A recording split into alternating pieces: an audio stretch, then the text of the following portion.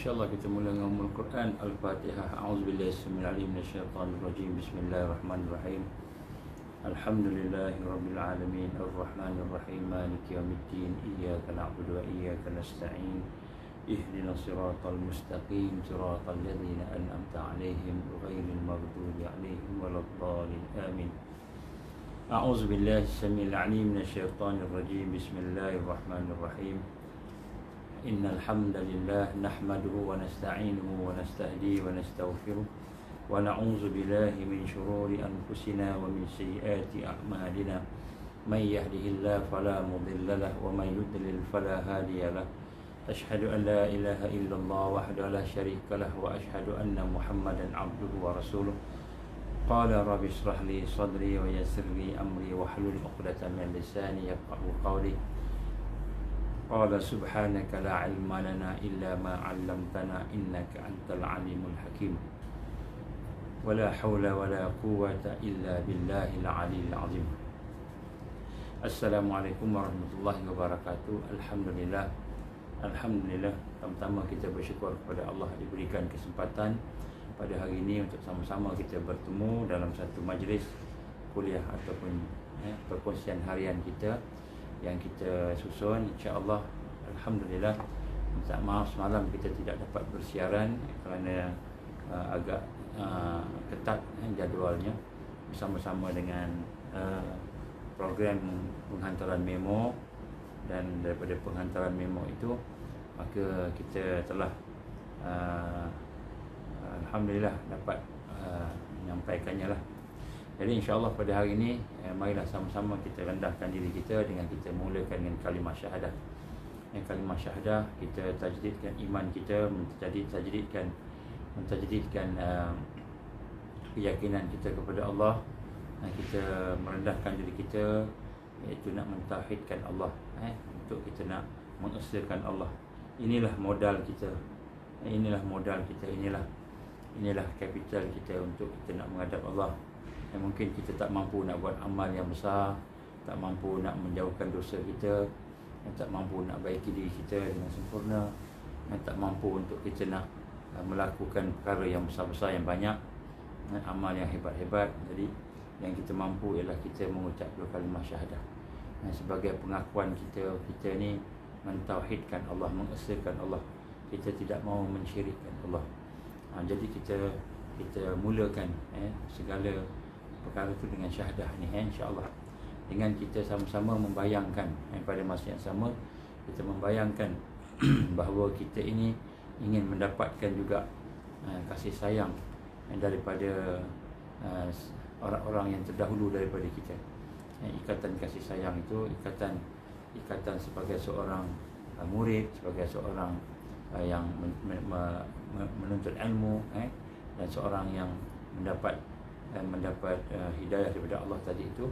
Kita nak hubungkan sampailah kita nak bangkitkan juga kasih sayang kepada Rasulullah sallallahu alaihi wasallam, kepada Rasul, insya-Allah. Jadi mudah-mudahan dengan kasih sayang kepada Rasulullah, sahabat-sahabatnya, ahli keluarganya, sahabatnya, dan kemudian sampailah kepada kita ni, maka mudah-mudahan syahadah kita itu akan lebih barakah lagi, mudah-mudahan, insya-Allah. Bismillahirrahmanirrahim. Bismillahirrahmanirrahim. Asyhadu an la ilaha illallah wa asyhadu anna Muhammadar Rasulullah. Asyhadu an la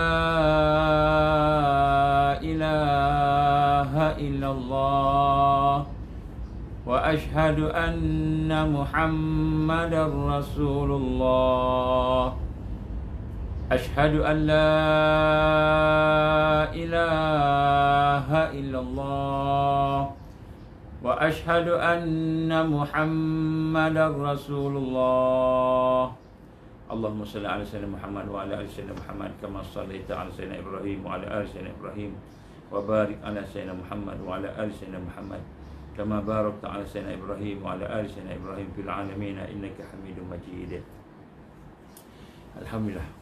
Jadi kita mohon kepada Allah, ya Allah, ya Allah, Janganlah jadikan kelemahan kami, Ya Allah. Janganlah jadikan dosa kami, Ya Allah. Jangan jadikan keaiban kami, janganlah jadikan kehinaan kami, janganlah jadikan kejahilan kami, kemalasan kami, kelalaian kami sebagai penghalang kepada hidayah-Mu, kepada taufik-Mu, penghalang kepada barakah dan rahmat-Mu. Ya Allah, janganlah jadikan semua itu sebagai penghalang kepada ma'unah dan karamah-Mu. Ya Allah, ya Allah, bantulah kami. Kita minta kepada Allah dengan penuh rendah diri lah, supaya mudah-mudahan dengan rendah diri kita ini Allah kesian kat kita, Allah kasih kat kita, Allah rahmati kita, insya-Allah. Alhamdulillah, pada hari ini kita akan sambung sedikit daripada apa yang telah kita bincangkan pada masa yang lepas, yang terakhir mungkin hari Khamis kot, tak silap saya, iaitu berkenaan dengan saya sebut sebagai kalimah at-tayyibah. Kalimah tayyibah ini adalah kalimah-kalimah yang baik, yang Allah gambarkan sebagai kalimah yang menjadi sandaran dan pegangan kita, amalan kita lah, untuk amalan kita di dunia ni, kan, untuk kita nak mendapatkan rahmat Allah, pertolongan Allah. Maka kita telah pun berbincang, ia ada kalimah tayyibah ini, dia ada 7 yang kita nak sebut pada siri kita ini.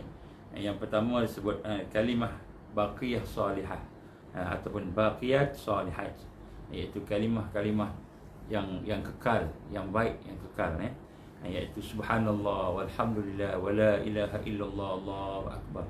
Kita dah bincang dah tiga siri agaknya lebih kurang. Cuma saya nak ulang sikit di sinilah. Kalimah ini adalah kalimah yang luar biasa, yang kalimah yang menyatakan bahawa kita ini adalah hamba Allah dan kita mengagungkan Allah. Subhanallah, subhanallah ni maha suci Allah. Maha suci Allah SWT daripada kelemahan, kekurangan, keaiban. Jadi kalau kita tengok benda-benda yang tak elok apa yang kita sebut subhanallah. Jadi yang tak elok tu bukan pada Allah, yang tak elok tu pada makhluk tu. Subhanallah. Jadi subhanallah ni bila kita sebut subhanallah, kita nak rasa baik sangka pada Allah. Baik sangka ke Allah, nak rasa sayang ke Allah, rasa positif. Jadi bila kita subhanallah walhamdulillah, subhanallah tu kita nak baik sangka. Apa yang ada semua tu Allah bersih daripada kelemahan. Allah bersih daripada kita kata sifat makhluk yang penuh dengan keaiban. Makhluk ni lemah. Walhamdulillah, alhamdulillah itu adalah segala puji bagi Allah. Jadi perasaan kita pun nak rasa sayang ke Allah, rasa seronok ke Allah, kerana Allah memberikan segala kebaikan bagi kita. Alhamdulillah, kita nak rasa seronok. Jadi kita membersihkan diri kita daripada buruk sangka kepada Allah. Kemudian lepas tu kita nak rasa sayang sangat ke Allah, rasa Allah SWT itulah yang berhak untuk dipuji. Segala kebaikan, segala kehebatan, segala kekuatan, segala keagungan, segala kesempurnaan pada Allah. Subhanallah, hati kita dah tenang dah, sebab kita dah baik sangka dengan Allah. Apa yang berlaku? Walhamdulillah, kita lagi bertambah tenang sebab kita rasa Allah sayang kita, kita sayang Allah. Walhamdulillah, wala ilaha illallah. Ini tidak ada ilah, tidak ada Tuhan melainkan Allah.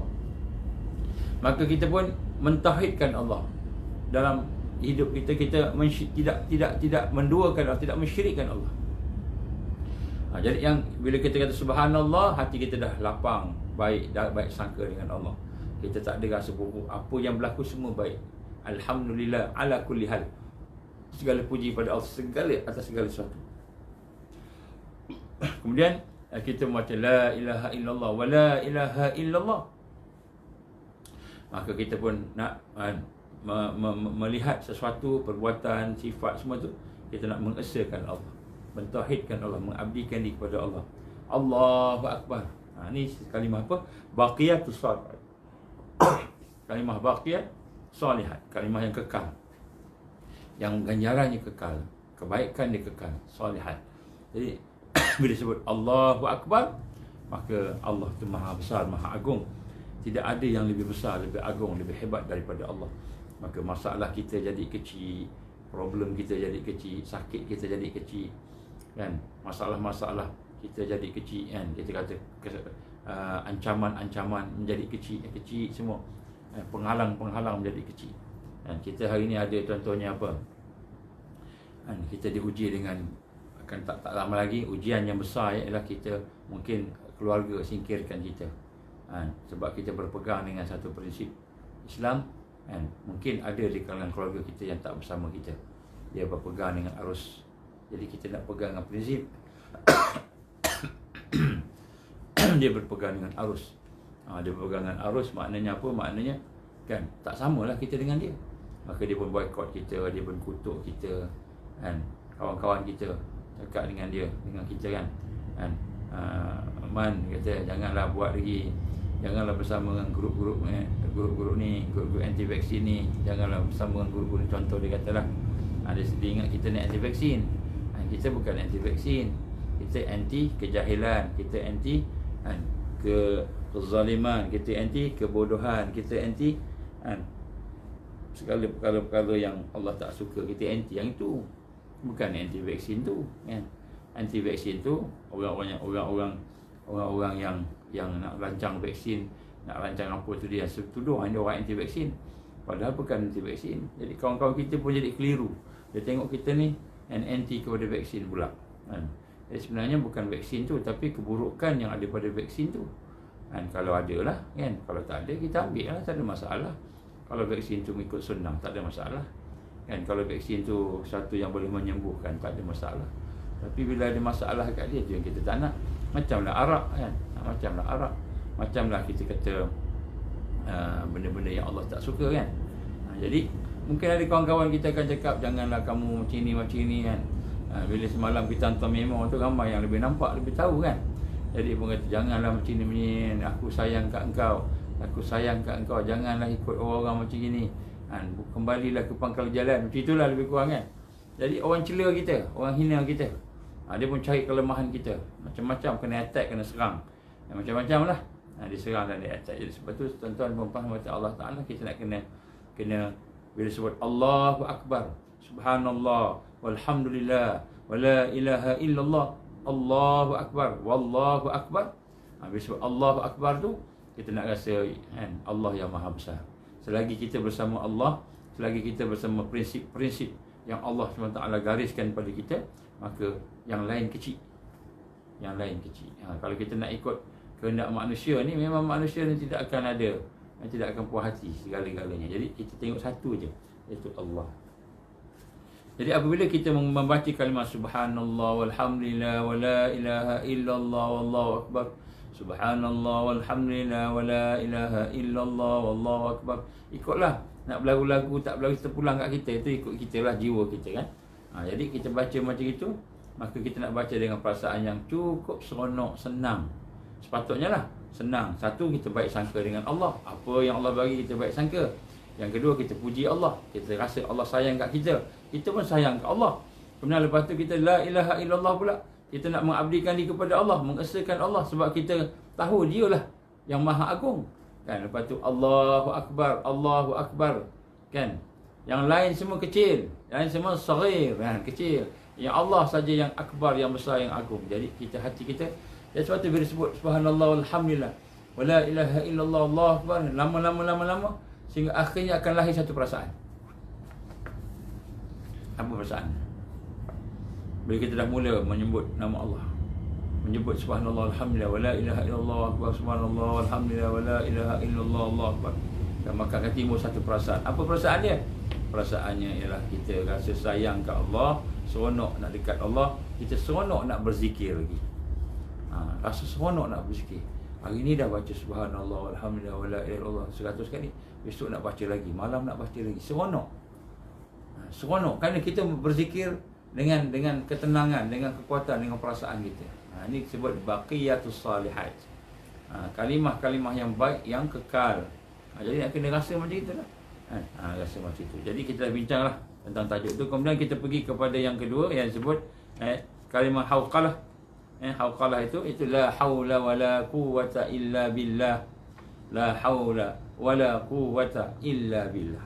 Jadi kita dah pun bincang kali itu, kalimah ini secara panjang lebar juga. Hari ini kita akan sambung sikitlah. La haula, tidak ada kemampuan, tidak ada daya, tidak ada apa-apa nak buat. Kita tak boleh nak buat apa-apa. Wala quwwata, tidak ada kekuatan pendorong dalaman. Tidak ada kekuatan illa billah, melainkan Allah. Jadi bila kita dah sebut subhanallah, walhamdulillah, wala ilaha illallah, Allahu akbar. Dah sebut tadi kan? Maka kita membaca la haula wala quwwata illa billah. Masa bila kita nak sebut la haula wala quwwata illa billah tu, ketika kita nak lakukan sesuatu, kita hajat pada pertolongan Allah Subhanahu wa taala. Maka kalimah la haula wala quwwata illa billah itu adalah merupakan singkatan kalimah yang menunjukkan kita menyerah diri kepada Allah. Tidak ada kekuatan, tidak ada kemampuan, tidak ada daya illa billah, melainkan Allah. Maka kita menyerah pada Allah. Jadi kita dah baca subhanallah, baik sangka kita ke Allah. Walhamdulillah, sayang kita ke Allah. Allah sayang kat kita, kita puji Allah. La ilaha illallah, kita nak mengabdikan diri kepada Allah, nak beribadah, nak menjadi hamba Allah, mengesahkan Allah, mentauhidkan Allah. Wallahu akbar. Allah lah yang maha besar, lebih daripada segala yang ada di depan kita. Yang lain semua makhluk kecil. Maka nak kita dah puji dia, dah puja dia, dah rasa nak beribadah pada dia, dah merasa dia kebesaran Allah tadi, maka nak buat kerja, nak beramal. La haula wala quwwata illa billah. Jadi nak buat tu, maka sampailah satu saat, iaitu kita nak mencapai amalan kita, merasakan, meraih cita-cita kita, maka kita pun sebut la haula wala quwwata illa billah. Maknanya kita menyerahkan seluruh diri kita ini untuk kita beramal, untuk kita beribadah, untuk kita mencari perlindungan, untuk kita mencari kekuatan. Jadi kalimah ini sebenarnya hebat ni, kalimah ni. Sebab tu tuan-tuan buatlah 100 kali sehari, at least lah. Subhanallah, alhamdulillah, wala ilaha illallah, wallahu akbar, wala hawla wala quwwata illa billah. Subhanallah, walhamdulillah, wala ilaha illallah, allahu akbar, wala hawla wala quwwata illa billah. Kita buatlah macam mana lagu. Saya tak pandai lagu-lagu ni. Buatlah supaya akhirnya kita pun merasa seronok dengan kalimah-kalimah tayyibah ini. Dan kalimah inilah sebab baqiyah sus-salihat. Dan kita lihat minggu lepas, pada pertemuan yang lepas, kita bincang dah la haula wala quwwata illa billah itu kita ucapkan ketika kita nak mula beramal, ketika kita nak menyelesaikan problem kita, masalah kita, nak sihat, ketika nak capai cita-cita kita, ketika berhadapan dengan sesuatu yang susah, kita bincang dah. Maka hari ini kita akan sambung sikit tentang bagaimana la haula wala quwwata illa itu juga merupakan satu kalimah yang punya kekuatan dan keistimewaan yang hebat. Dahsyat kalimah ni sebenarnya. Kalimah ni daripada dahsyat daripada kalimah-kalimah yang kita sebut pada manusia. Tak ada dah. Ini kalimah hauqalah ini adalah merupakan kalimah yang banyak sekali keutamaannya. Kalimah yang menjadi doa, menjadi satu doa, yang menjadi satu senjata, yang menjadi satu kekuatan untuk kita menyimpan modal-modal untuk akhirat. Dan kalimah ini sebenarnya tanda kita pasrah kepada Allah, tanda penyerahan kepada Allah Subhanahu wa taala. La haula wala quwwata illa billah. Maknanya tidak ada daya, tidak ada kemampuan, tidak ada kekuatan melainkan bersama Allah, melainkan dengan izin Allah. Maka maknanya kita menyerah diri kita, menyerah diri kita kepada Allah Subhanahu wa taala. Kalimah yang menjadikan tanda cinta kita pada Allah. Kita sebut alhamdulillah tadi kan, subhanallah walhamdulillah. Alhamdulillah, kita kata aku sayang kat engkau ya Allah, engkau sayang kat aku ya Allah, kita kan, hati kita rasa gitu. Dan kalimah ini menunjukkan kita kalimah cinta kita kepada Allah. Dan kalimah menyerah kepada Allah, pasrah kepada Allah, kalimah cinta kepada Allah. Dan kalimah inilah bukti bahawa kita ni hamba Allah, tak patuh pada Allah. Kita bukan buat sesuatu sebab kita terror, kita pandai, tapi kita buat sesuatu dalam rangka nak patuh kepada Allah Subhanahu wa taala. Kalimah yang menjadi bukti bahawa kita ni bersama Allah. Kalimah yang menjadi bukti bahawa kita bersama Allah, ma'iyatullah. Bukan sekat kita buat seorang-seorang, buat pandai kita, buat kuat, tapi kita bersama Allah Subhanahu wa taala. Kalimah yang menjadi bukti kekuatan mental. Mental kita kuat. Kita boleh berfikir bersama dengan iman. Dan fizik kita kuat sebab kita ada bantuan Allah Subhanahu wa taala tadi. Lebih daripada kalimah la haula wala quwwata illa billah itu, sebagaimana yang disebutkan oleh Rasulullah sallallahu alaihi wasallam. Kita tengok apa yang Nabi sebut. Maka yang pertama Nabi gambarkan, Rasul sallallahu alaihi wasallam bersabda, saya bacakan makna saja. Masa kita tak banyak. Perbanyakkanlah kamu membaca la haula wala quwwata illa billah. Aksiru min qawli la haula wala quwwata illa billah fa innaha kerana tadfa'u 99.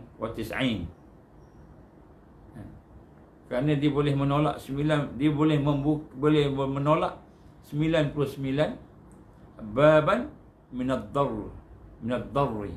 Dia boleh menolak 99 kan pintu-pintu bahaya, pintu-pintu yang bahaya. Yang paling ringan izanaha alham. Yang paling ringan ialah gelisah. Ini kata Nabi. Jadi maknanya la haula wala quwata illa billah ini mengikut apa yang digambarkan Rasulullah SAW ni, bahawa dia adalah merupakan satu kalimah yang boleh menolak daripada 99 pintu yang bahaya. Jadi kita baca, kalau kita baca sekali itu 99 kan, kalau baca lagi. Jadi maknanya Nabi kata paling ringan sekali daripada pintu bahaya itu ialah alham, itu gelisah, gundah gulana. Jadi kita bacakan banyak, menghilangkan 99 bahaya. Yang kedua, Nabi gambarkan dalam satu hadis yang digambarkan Rasul sallallahu alaihi wasallam daripada Ibnu Abbas, daripada Nabi sallallahu alaihi wasallam, siapa-siapa yang banyak kegelisahan, siapa yang gelisah, takut. Kenapa gelisah? Kenapa takut? Nanti kita siapa-siapa yang banyak gelisah, mengalami kegelapan fikiran dah buntu, dah gelap buntu, tak boleh nak berfikir dah, macam mana nak buat, gelisah, stres, terlalu sangat sampai tak boleh nak buat apa-apa, buntu, kegelapan fikiran, maka hendaklah ia membaca la haula wala quwata illa billah. Nabi kata bacalah. Jadi daripada hadis ini gambarkan kepada kita, bacalah la haula wala quwata illa. Kalau kita rasa buntu, kita rasa gelap, tak nampak jalan, tak nampak jalan dan sebagainya, jadi kita minta pada Allah kekuatan lah. Itulah minta kekuatan tu. Jadi macam mana? Ketika mana kita buntu? Ketika kita panik, ketika kita masalah besar sangat, tak mampu nak buat dah. Banyak sangat masalah, banyak sangat kesusahan, ketakutan, kesakitan, banyak sangat. Baca la haula wala quwwata illa billah. Tidak ada. Sebab apa? Sebab apa kita sebut tadi? Sebab kita nak menyelesaikan masalah tu. Sebab kita nak beramal. Sebab kita nak bekerja. Berubudiah kepada Allah. Baru kita sebut. Jadi kita nak minta kekuatan daripada Allah. Kemudian dalam hadis yang lain disebutkan oleh Rasulullah SAW daripada hadis yang diriwayatkan Nasa'i dan Tirmizi. Bagaimana kata Rasul dari Abu Hurairah radhiyallahu anhu, Rasulullah SAW telah bersabda bahawa banyakkanlah mengucap kalimah la haula wala quwata illa billah, kerana ia adalah salah satu gudang kekayaan dalam syurga. Salah satu gudang kekayaan. Jadi bukan saja kat dunia ni Allah bantu, kat syurga pun menjadi bertambah kaya. Ada kekayaan-kekayaannya lah. Dan apa kekayaannya? Wallahu alam. Allah yang mahu tahu. Bukan kekayaannya duit emas. Bukan kekayaan yang kat dunia ni, kekayaan lebih daripada apa yang ada di dunia. Dalam hadis yang lain digambarkan Rasul SAW daripada Muaz bin Jabal radhiyallahu anhu bahawa Rasulullah SAW telah bersabda, maukah aku tunjukkan kepada kamu salah satu dari pintu masuk syurga? Salah satu pintu masuk syurga. Apa dia? Tidak lain itulah kalimah la haula wala quwata illa billah. Hadis riwayat Imam Ahmad dan At-Tabrani. Yang sebutkan sini, bagaimana Nabi kata apa? Kan, salah satu pintu syurga. Salah satu pintu syurga ialah la haula wala quwata illa billah. Tapi nak sebut kat sini bukanlah maknanya pintu syurga tu maknanya sekadar sebut macam itu, tapi sebut dengan iman. Sebut dengan iman, sebut dengan kesedaran. Apa yang kita iman ni, yakin kita sedar pada Allah. Apa yang kita sedar? Kita berserah pada Allah. Kita menyerah kepada Allah Subhanahu Wa Taala. Kita menghabiskan kehidupan kita dalam rangka untuk nak patuh kepada Allah, taat kepada Allah. Barulah dikatakan sebagai ada kekuatan tadi. Dalam salah satu hadis yang lain yang digambarkan oleh Ibn Hibban, hadis Ibn Ahmad, panjang hadis ni, dari Abu Ayyub bin Al-Ansari radhiyallahu an bahawa Rasulullah sallallahu alaihi wasallam pada malam Isra berjumpa dengan Nabi Ibrahim alaihissalam. Lalu Nabi Ibrahim bertanya, siapa yang bersama kamu itu? Ya Jibril. Datang Rasulullah SAW dengan Jibril, maka jumpa Nabi Ibrahim alaihissalam. Maka dia tanya, ya Jibril, siapa bersama itu? Maka Jibril menjawab, inilah dia Muhammad. Inilah dia Muhammad. Kemudian Nabi Ibrahim pun berkata kepada Nabi Muhammad sallallahu alaihi wasallam, ya Muhammad, perintahkan kepada umatmu supaya memperbanyakkan tanaman-tanaman syurga. Memperbanyakkan tanaman-tanaman syurga. Maka kerana sesungguhnya syurga itu tanahnya bagus dan buminya luas. Jadi syurga ni tanah dia tu pun dah hebat dah. Tanah dia pun dah cantik dah. Tanahnya tu colornya cantik, ada yang putih.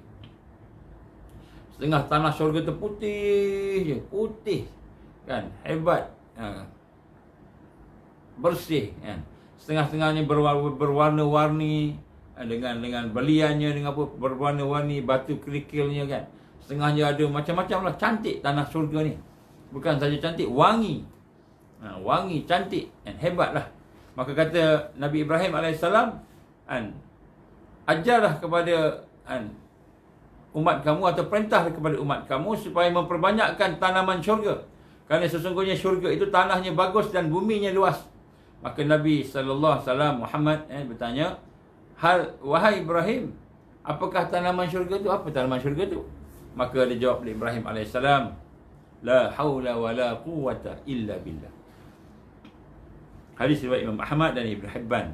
Jadi sebut sini bagaimana kita kena memperbanyakkan kalimah la haula wala quwwata illa billah tu, dia akan sampai peringkat kita tanaman-tanaman syurga. Banyak tanaman syurga.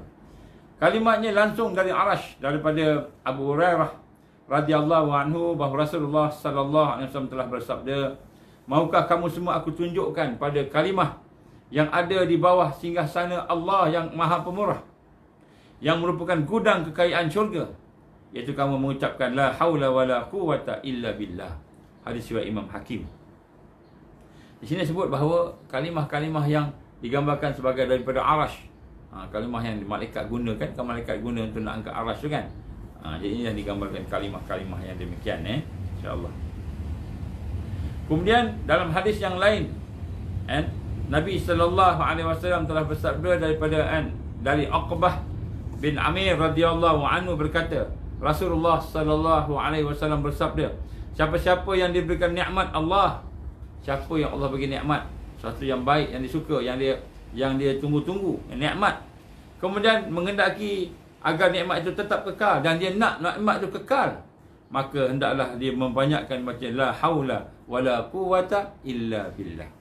Kita ada nikmat, kita nak minta Allah kekalkan nikmat tu, maka Nabi kata apa? Banyakkan baca la haula wala quwwata illa billah. Ini hadis riwayat Imam At-Tabrani. Kemudian dalam hadis yang lain yang dibacakan ataupun dikhabarkan kepada kita oleh Rasulullah SAW,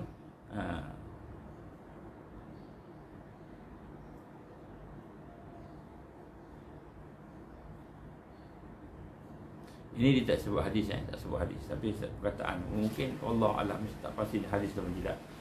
Barang siapa yang memperlihatkan kenikmatan, maka hendaklah banyak mengucapkan alhamdulillah. Siapa yang nak memperlihatkan nikmat, banyakkan alhamdulillah. Siapa-siapa yang banyak kegelisahan, maka hendaklah dia mengucapkan istighfar. Siapa yang gelisah, banyakkan istighfar. Siapa-siapa yang tertimpa kemiskinan, maka hendaklah dia banyak mengucapkan la haula wala quwwata illa billah il aliyil azim. Jadi siapa-siapa yang susah nak selesaikan masalah dia, nak senang. Siapa ada ancaman, nak jadi ancaman itu diangkat oleh Allah. Siapa yang nak mula beramal, berat beramal tu, maka Allah akan ringankan amal tu. Maka bacalah la haula wala quwwata illa billah. Dalam hadis yang lain, ini hadis daripada Tabrani, barang siapa yang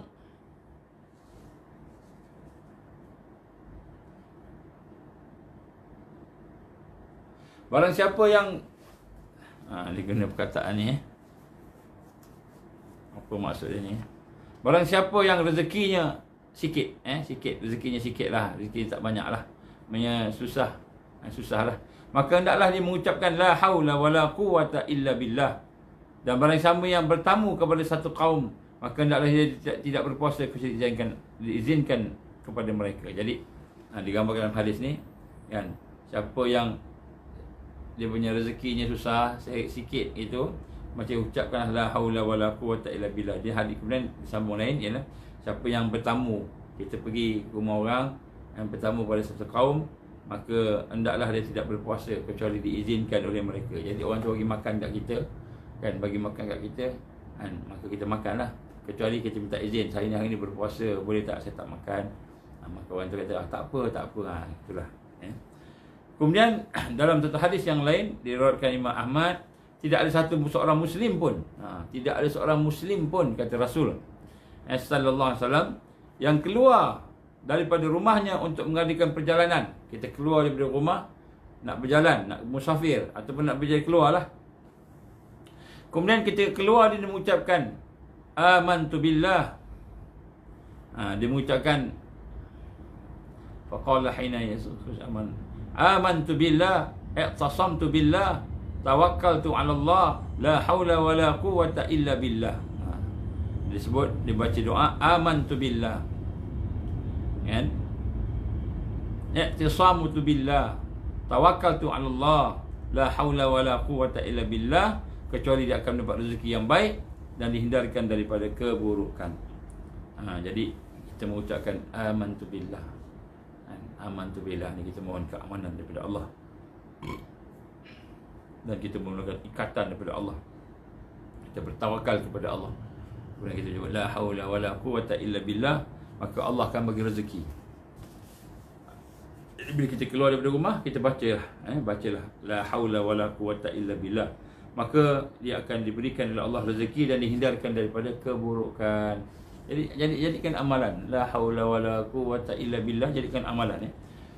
Contohnya kita baca bismillah tawakkaltu 'ala Allah, wala haula wala quwwata illa billahil 'aliyyil 'azim. Tambah dalam hadis yang lain daripada At-Tabrani, sesungguhnya Rasulullah sallallahu alaihi wasallam telah bersabda, Allah berfirman kepada umatku, katakanlah la haula wala quwwata illa billah 10 kali di pagi hari, 10 kali di petang hari, 10 kali ketika nak tidur. Maka di saat tidur akan dicegah datangnya bencana dunia, dan ketika petang hari dihindarkan daripada tipu daya syaitan, dan di pagi hari dijauhkan daripada murka Allah. Hadis riwayat Imam At-Tabrani. Jadi Rasulullah gambarkan kan, Allah telah berfirman kepada umatmu, umat Rasulullah, katakanlah, sebutlah la haula wala quwwata illa billah tadi 10 kali pagi-pagi, 10 kali kan, petang hari 10 kali, masa nak tidur 10 kali.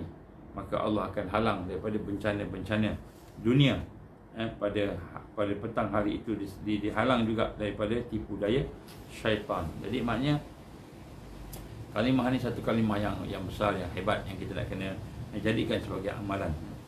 Dipelihara dan diberi hidayah. Ini satu hadis yang lain, Abu Daud dan At-Tirmizi. Siapa-siapa yang keluar dari rumah dan mengucapkan bismillah tawakkaltu 'ala Allah, la haula wala quwwata illa billah. Siapa yang keluar daripada rumah kemudian dia mengucap bismillah tawakkaltu 'ala Allah, la haula wala quwwata illa billah, maka kepadanya dikatakan kamu diberikan hidayah, dicukupkan keperluan kamu, dan kamu dipelihara, dan kamu dijauhkan dari syaitan. Jadi hadis riwayat Ibu Abu Daud dan At-Tirmizi. Jadi bila kita keluar rumah tu bacalah bismillah tawakkaltu 'ala Allah, la haula wala quwwata illa billah, maka Allah akan pelihara kita. Allah akan cukupkan keperluan kita. Kemudian hadis yang akhir ini sebutnya Allah SWT menyatakan orang yang bacanya akan selamat. Itu hadis yang diriwayatkan Imam Hakim. Hadis ini penting, hadis last ni. Di sinilah. Dari Abu Hurairah radhiyallahu an, dia mendengar Rasulullah sallallahu alaihi wasallam telah bersabda, Barang siapa yang mengucapkan subhanallah walhamdulillah wala ilaha illallah wallahu akbar wala haula wala quwwata illa billah, maka Allah menyatakan hamba-Ku selamat, menyerahkan diri patuh taat dan menyerahkan urusannya kepada-Ku. Jadi itu hadis ni hadis Hakim dia menggabungkan semua sekali. Subhanallah walhamdulillah wala ilaha illallah wallahu akbar wala haula wala quwwata illa billah. Jadi kita kata bila kita baca tu, maka Allah SWT menyatakan hamba-Ku selamat, selamat dia. Dan kemudian hamba-Ku itu menyerahkan diri patuh taat dan menyerahkan urusannya kepada urusannya pun Allah. Allah settlekan, lebih kurang itulah. Allah SWT bantu. Jadi sebab tu bila kita ada sesuatu yang hebat dalam hidup kita yang kita tak boleh nak buat apa-apa, maka kita hendaklah merasakan bahawa pentingnya untuk kita mengamalkan subhanallah walhamdulillah wala ilaha illallah wallahu akbar wala haula wala quwwata illa billah. Wala haula wala quwwata illa billah kita baca banyak-banyak. Tuan-tuan cuba bacalah. Kalau baca ni kan, insya-Allah kita akan rasa satu perasaan seronok beramal. Kita rasa tenang aja. Rasa tenang. Tapi kalau baca tak tenang macam mana? Baca tak tenang, maknanya kalau baca tak tenang kita tak faham lagi dah makna-maknanya tadi. Kita masih tertinggal, hati kita masih lagi bergantung pada makhluk, masih takut dengan makhluk. Kita kena bersihkan iman kita. Kena bersihkan iman kita, terutamanya sekarang ni kan. Sekarang ni dalam keadaan macam-macam. Saya nak sebut kat sini tuan-tuan, macam-macam perkara yang kita melihat yang ada di hadapan kita. Macam-macam. Jadi kita banyakkan. Sebab tu saya minta tuan-tuan puan-puan cuba baca, amalkan. Sekurang-kurangnya 100 kali satu hari. Pagi kalau boleh, pagi 100 kali, petang 100 kali ya. Kalau boleh lah. Kalau tak boleh, buatlah berapa yang mampu. Tapi kurang-kurangnya baca. Terutamanya bila kita rasa kita nak buat sesuatu susah nak buat sesuatu, payah nak buat sesuatu, kita baca. Ataupun kita nak susah sangat nak menyelesaikan masalah, jadi kita baca. Sambil baca tu subhanallah walhamdulillah wala ilaha illallah allahu akbar wala haula wala quwwata illa billah. Subhanallah walhamdulillah wala ilaha illallah allahu akbar wala haula wala quwwata illa billah. Subhanallah walhamdulillah wala ilaha illallah allahu akbar wala haula wala quwwata illa billah. Dia kata panjangnya macam mana ni, panjang sangat kan. Jangan kita kata jangan kita tengok yang panjang tu, tapi kita tengok sebenarnya setiap tu dia ada dia punya hakikat dia, keimanan dia, kekuatan dia, keselamatan dia, tu semua. Jadi macam kita berdoa lah. Tapi kalau kita dah biasakan, lama-lama dia akan jadi tak panjang. Tak panjang. Kita baca lidah, kemudian kita baca dalam hati kita. Lepas tu kita pun ulangkan. Pastikan kita continue, konsisten. Cari buat insya-Allah.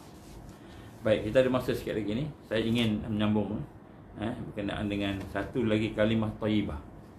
Kalimah thayyibah yang kita kena amalkan. Kita kena amalkan, dan sebenarnya bukan lebih kita amalkan, tapi kita kena faham. Kita kena faham hakikat dia. Iaitu disebut kalimat istirja. Yang ketiga ini kalimat istirja.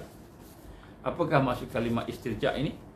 Kalimat istirja ini ialah inna lillahi wa inna ilaihi raji'un. Ini kalimah yang power juga ni. Power ni sebenarnya. Kita akan tengok. Jadi kalimah inna lillahi wa inna ilaihi raji'un ni kalimah thayyibah yang ketiga.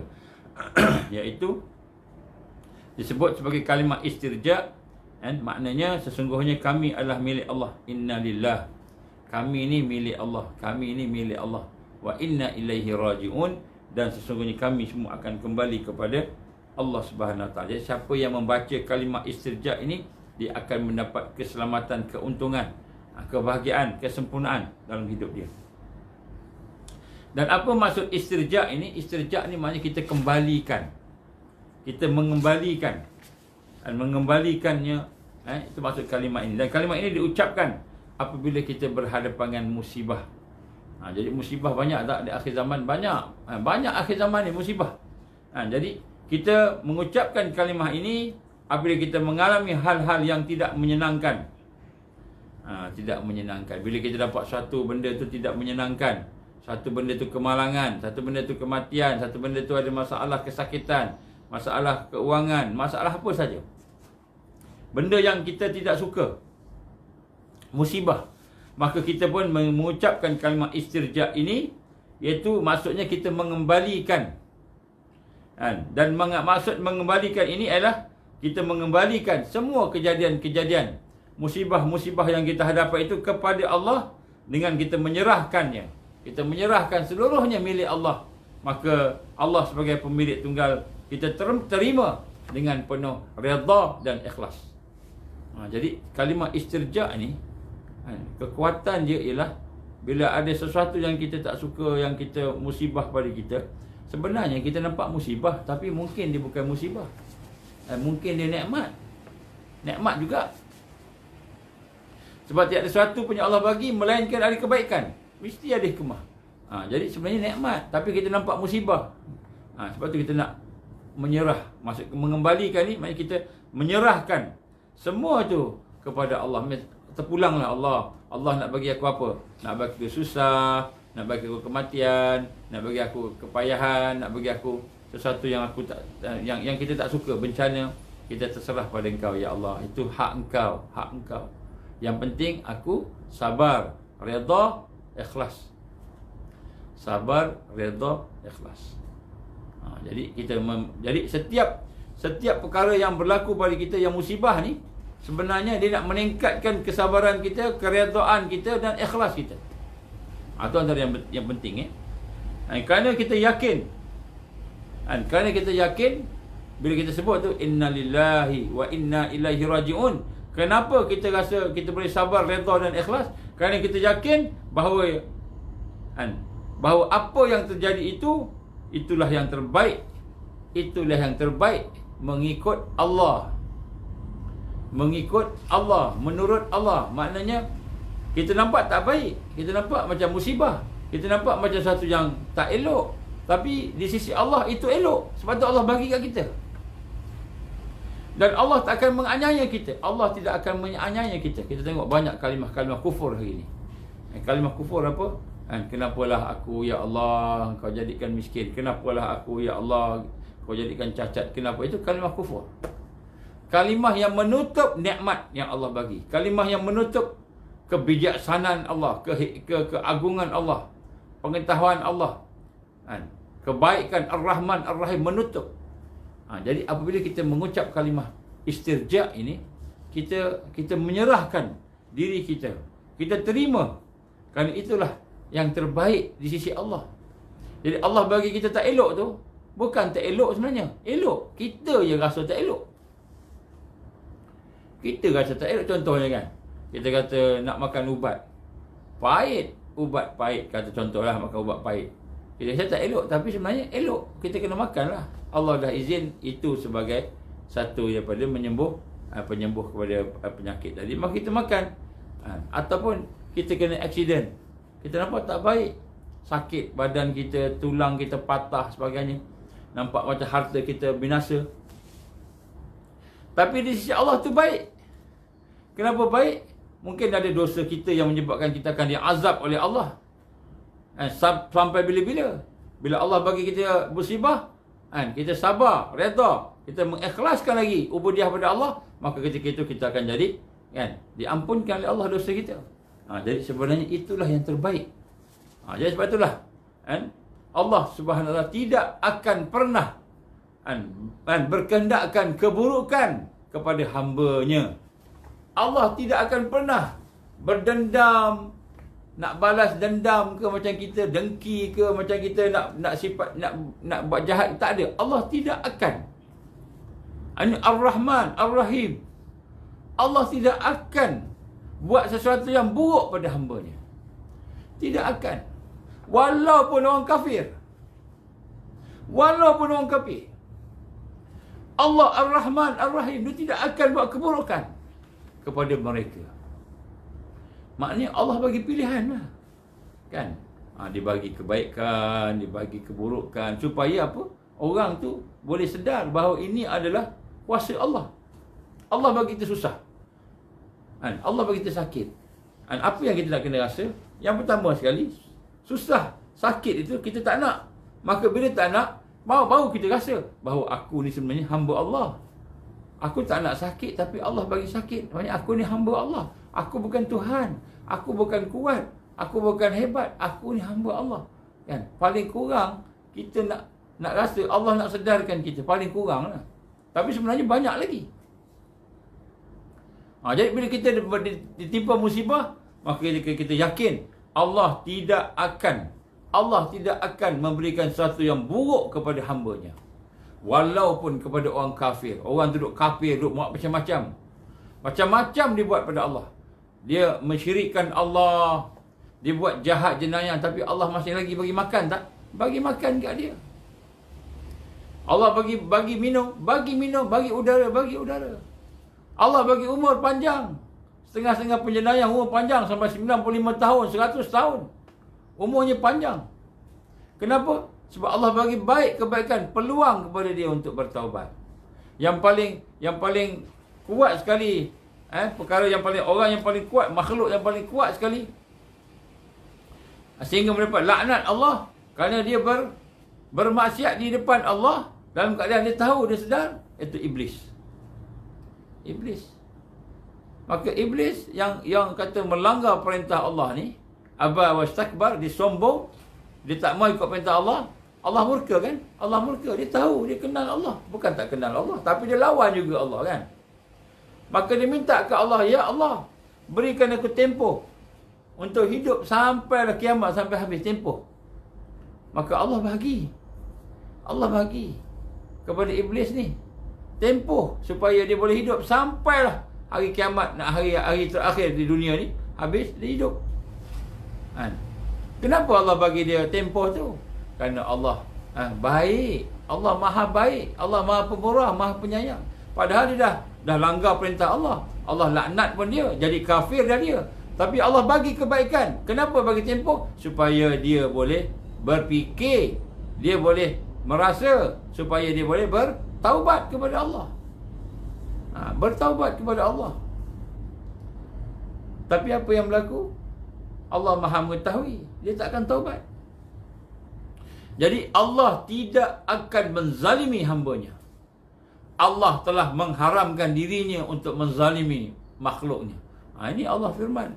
Allah mengharamkan dirinya untuk menjadi zalim. Tak boleh. Allah tak mau zalim. Allah ni Ar-Rahman Ar-Rahim. Ini keyakinan kita. Maknanya kalau ada benda buruk yang menimpa kita, itu dengan izin Allah, dengan kehendak Allah. Dengan izin Allah, dengan kehendak Allah, maka kita kembalikan kebijaksanaan Allah, kembalikan sifat Allah maha penyayang, maha pengampun, maha agung, maha pemurah. Kita kembalikan dengan kalimah inna lillahi wa inna ilaihi raji'un. Sesungguhnya aku ni, kita ni, kami ni milik Allah. Maka segala yang berlaku pada kita juga itu hak Allah. Contohnya ada orang kata, kenapalah aku dijadikan laki-laki? Kenapalah jadikan laki-laki, ya Allah, sedangkan jiwa aku ni suka jadi perempuan. Aku suka jadi perempuan, tapi kenapa jadikan laki-laki? Dia komen kat Allah. Ya Allah, aku ni suka jadi laki-laki, tapi kenapa aku jadi perempuan? Kan, dia perempuan nak jadi laki-laki pula. Komen kat Allah. Maka kufur tak? Kufur. Dia melawan Allah. Allah punya hak. Allah nak jadikan kita laki-laki ke? Allah nak jadikan kita perempuan ke? Allah nak bagi kita miskin ke? Allah nak bagi kita kaya ke? Allah nak bagi kita sihat? Allah nak bagi kita sakit? Semua tu hak Allah.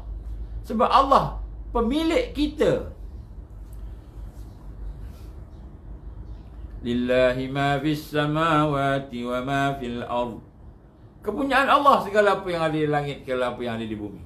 Allah punya. Sebab itulah kalau contohnya seorang isteri, dia sangat sangat sayang kat suami dia.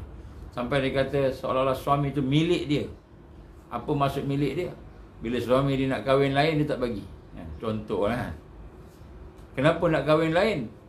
Ada dua syarat, dua benda. Yang pertama, keperluan. Ada keperluan. Yang kedua, ada kemampuan. Ada keperluan, ada kemampuan. Keperluan contohnya mungkinlah nak menolong, nak bantu. Kemampuan, dia mampulah, bolehlah. Bila kira-kira boleh kan. Contohlah kan. Tiba-tiba tak nak. Kenapa tak nak bagi isteri? Tak nak bagi kepada suami kahwin. Kenapa? Kerana kan, dia rasa suami tu milik dia. Tak boleh berkongsi, tak boleh. Contoh.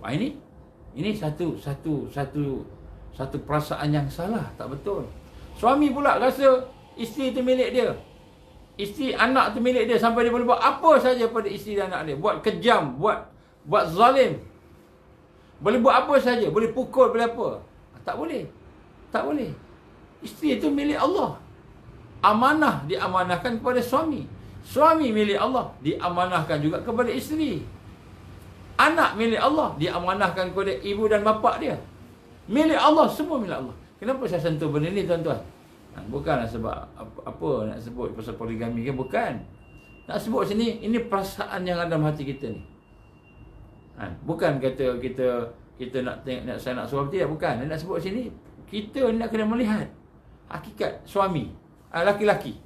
Apa ujian bagi laki-laki? Ujian bagi laki-laki berjihad, berjuang.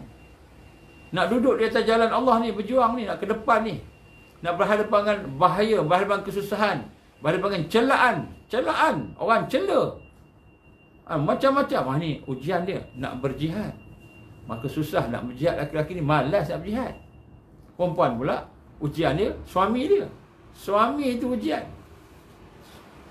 Kenapa suami ujian? Kata Nabi, kan, kamu kena taat pada suami. Sami'na wa ata'na.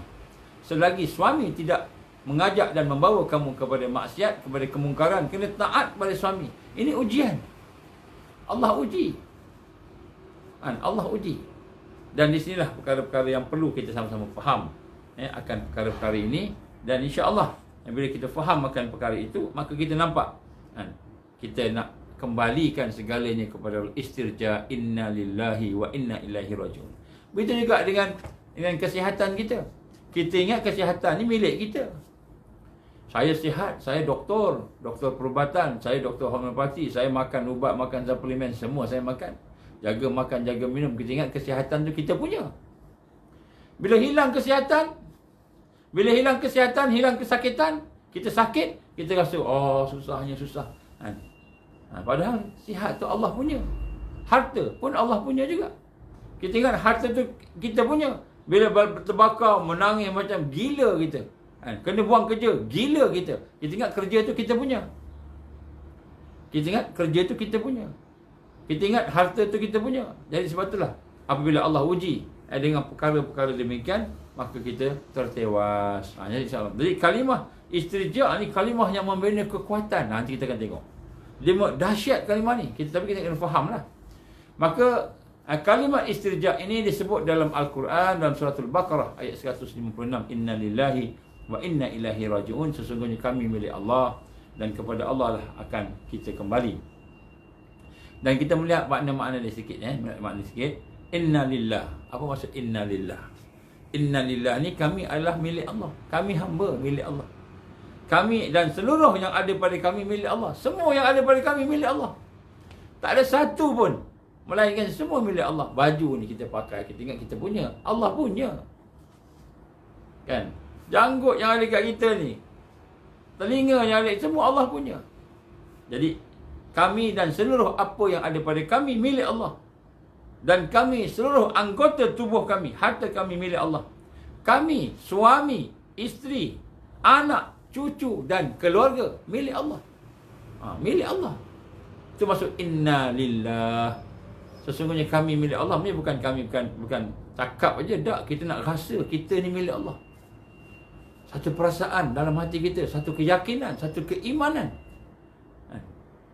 Hidup kami, mati kami, hidup mati milik Allah. Jadi tuan-tuan, saya nak tanya dengan tuan-tuan satu perkara yang penting untuk kita sama-sama dengar. Kita duk buat macam-macam ni. Duk buat macam-macam kan. Kita makan, minum, kerja. kita pergi berorganisasi NGO, kan, kita tolong orang, kita buat apa sahaja dalam hidup ni, terutamanya kerja kita lah, kan. Jumpa orang, hantar memorandum pergi ke istana, buat ni buat tu, bagi cakap kat orang, kita jumpa kawan-kawan sebagainya. Apa yang kita nak? Apa yang kita nak? Cuba kita fikir sungguh-sungguh, apa sebenarnya yang aku nak capai? Yang kita nak capai ni tuan-tuan ialah sebenarnya apa pun yang kita buat hanya satu je, iaitu kita nak jadi hamba Allah, menjunjung perintah Allah supaya kita dapat menjadi redha Allah. Jadi hamba Allah untuk dapat redha dia. Itu je. Jadi kita buat apa pun nak dapat redha Allah. Jadi kejayaan kita bukan kalau kita hantar memorandum tu diterima oleh agung ke sebagainya, berjaya, itu bukan kejayaan kita. Itu kejayaan kita yang diberi oleh Allah Subhanahu Wa Taala. Kita kata milik Allah tadi. Tapi kejayaan kita yang hakiki, yang sebenar, bila apa sahaja yang kita buat ni, apa yang kita buat ni memang kita buat sebagai hamba Allah, baru berjaya. Baru berjaya. Kita bekerja, kita hamba Allah. Kita suami, kita hamba Allah. Kita isteri, kita hamba Allah. Kita anak, kita hamba Allah. Kita ada pokok, tanam-tanaman, kita ada tanah, kita ada rumah, kita ada apa-apa sahaja, kita hamba Allah. Kita dengan pokok, dengan harta, dengan rumah, dengan kereta, kita sebagai hamba Allah. Ini baru kita kata apa? Kita ni inna lillah. Inna lillah, baru kita kata kami ni milik Allah. Sebenarnya yang lebih tepatnya milik Allah tu bukan daripada Allah tu. Memang betul daripada Allah tu. Sesungguhnya kita datang daripada Allah, kepada Allah kita kembali, kan. Tapi sebenarnya kita ni hakikatnya milik Allah. Kita adalah merupakan makhluk hamba yang dimiliki oleh Allah. Sampai hidup kita pun milik Allah. Allah bagi kita hidup ni. Jangan kita rasa kita hidup sebab kita ni sihat. Sebab tak ada. Sebab tu semua tu boleh ada, boleh tak ada. Semua dengan kehendak Allah. Tapi kita hidup ni Allah bagi kita hidup. Allah bagi kita boleh berada di mana-mana sahaja yang kita berada sekarang. Kemudian kita melihat pula maksud wa inna ilaihi raji'un, dan juga sesungguhnya kami semua akan berbalik kepada Allah, kembali kepada Allah. Jadi apa makna inna lillah? Tadi kami adalah milik Allah. Segala yang ada pada kita ni milik Allah. Wa inna ilaihi raji'un, dan kepada dialah kita akan kembali. Apa maksud dia? Yang pertama sekali, kami akan meninggalkan dunia ini. Dunia ni kita akan tinggalkan, kembali kepada Allah. Maknanya jangan tengok orang mati je. Orang tu mati, si fulan mati sebab COVID, si fulan mati sebab sakit sekian-sekian, maka kita pun kata inilah inna lillahi wa inna ilaihi raji'un. Kita ingat dia je yang kembali pada Allah, tak kita kembali pada Allah ni. Jadi wa inna ilaihi raji'un, yang pertama sekali, bahawa kita akan tinggalkan dunia ni. Kita akan tinggalkan dunia, dan kita akan kembali kepada Allah. Kita akan menghadap Allah. Allah akan tanya kita. Dan juga maknanya ialah kami akan dihisap. Jadi bila kembali kepada Allah ni, Allah akan hisap kita. Allah akan balas. Allah akan balas. Sebab tu saya sebut tadi, apa pun yang kita lakukan, kalau bukan ubudiyah, bukan ibadah pada Allah, rugi. Rugi kita. Kita buat banyak-banyak, tapi sekadar dapat nama je orang sebut, wah dia ni baguslah, cakap dia pandai, hebat, kita pun membangga-banggakan diri kita sebagainya. Tak ada apa-apa, kosong. Sedangkan kita akan kembali kepada Allah. Jadi wa inna ilaihi raji'un, kita akan dihisap, kita akan dibalas. Bila pergi ke Allah, Allah akan hisap kita, Allah akan balas kita. Kemudian wa inna ilaihi raji'un, maknanya dan kami dan seluruh anugerah yang ada pada kami ini akan disoal oleh Allah. Apa sahaja yang ada pada pakai baju ni, daripada mana baju dapat, macam mana cara kita guna baju ni, pakai baju dengan bangga-bangga, pakai baju dengan perasaan sombong. Jadi maknanya segala yang ada pada kita ni akan ditanya, dipertanggungjawabkan di hadapan Allah Subhanahu Wa Taala. Jadi sebab itulah bila disebut wa inna ilaihi raji'un, kami dan seluruh apa yang ada pada kami itu semuanya akan Allah ambil balik. Allah bagi pinjam, Allah ambil balik. Nyawa kita, Allah bagi pinjam kat kita ni. Kan? Allah bagi pinjam, tak ada bunga-bunga macam hari ni kita duk tengok ada keuntungan semua kan. Riba tu. Allah bagi pinjam, bagi. Tak ada minta-minta apa. Kita ni akan diambil semula. Tengok anak, ini pinjaman daripada Allah, amanah. Anak meninggal dunia, kita yakin ini adalah merupakan harta daripada Allah, amanah Allah, maka Allah ambil semula. Allah ambil semula. Janganlah kita risau. Jangan kita sampai tak boleh buat apa-apa. Allah ambil semula. Jadi apabila sebut wa inna ilaihi raji'un, maknanya apa? Maknanya yang Allah Subhanahu Wa Taala akan mengambil semuanya kembali. Ada pada kita ni kereta kita, Allah akan ambil balik. Asalnya tak ada, Allah ambil balik. Tak ada pula. Rumah kita Allah akan ambil, kita akan tinggalkan. Semua, hatta badan kita ni pun Allah akan ambil. Allah akan ambil. Allah punya. Semuanya itu akan diambil kembali oleh Allah. Habis semua, habis. Allah hancurkan nanti. Maka kalimat istirja ini sebenarnya adalah satu kalimat yang sangat dekat dengan kita. Sangat dekat dengan kita, akrab dengan kita. Setiap kali kita melihat orang-orang terkena musibah kematian, maka kita mengucapkan kalimah ini. Setiap kali kita menerima berita duka cita, ada sesuatu yang menduka citakan kita, inna lillahi wa inna ilaihi raji'un. Segalanya ini milik Allah, dan segalanya Allah akan ambil balik. Kita kembali pada dia. Bahkan dalam kejadian-kejadian kecil yang tidak kita inginkan, ada benda-benda yang buruk, yang kecil, yang kita tak mau berlaku, kita sebut inna lillahi wa inna ilaihi raji'un. Misalnya kita terpijak duri, misalnya kita tersepak batu, jatuh, misalnya kita berlaga dengan tiang, ataupun kita terpotong pisau terpotong, innalillahi wa inna ilaihi raji'un. Ataupun sesuatu yang terlepas daripada kita, hilang sesuatu, duit hilang ke apa ke kan. Jadi segala yang kita lakukan itu, kita ucapkan innalillahi wa inna ilaihi raji'un. Tapi masyarakat di Malaysia tak biasa sebut innalillahi wa inna ilaihi raji'un, nanti dia marah kan. Dia kata ayah saya sakit, ada kat hospital.